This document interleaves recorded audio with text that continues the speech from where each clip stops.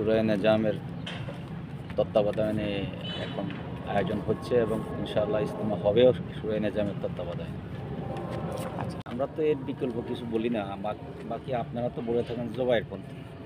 আসলে জোবায়েরপন্থী না, জাস্ট জোবায়ের সাহেব হলো আমাদের মুরব্বি। আমাদের দেশের বিশ্বের মধ্যে অনেক বড় মুরব্বি হিসাবে আছেন।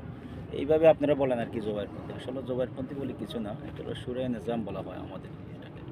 আর ওরা হলো তো ওই যে আমির দাবি করে যারা তাদেরকে বলে একক আমির সাদিয়ান। সাদ সাহেবের অনুসারী যারা। জি। তো আমরা শুরায়ে নিজামের তত্ত্বাবধানে এখন এই আয়োজন এবং এই ব্যবস্থাপনা শুরায়ে নিজামের মাধ্যমে হচ্ছে এবং ইজতেমা হবে ইনশাআল্লাহ শুরায়ে নিজামের। আমাদের শুরায়ে নিজামের ২ পর্বে ইজতেমা হবে, ২ পর্বে। ২ পর্বে। হ্যাঁ। আচ্ছা। আগে আমরা যেটা দেখতাম যে ২ পর্বে হইলে জেলা ভিত্তিক ভাগ করে দেওয়া হইতো। এখন কি এখনো জেলাভিত্তিক হইছে ভাগ আমাদের। ৬৪ জেলাকে ভাগ করা ৬৪ হয়েছে। জেলাকে ২ ভাগে করা হইছে আরকি। প্রথম পর্ব তাহলে হচ্ছে ৩০, প্রথম ৩১ এবং ১। ১, আর পরের পর্বটা ৩, ৪, ৫। ৩, ৪, ৫।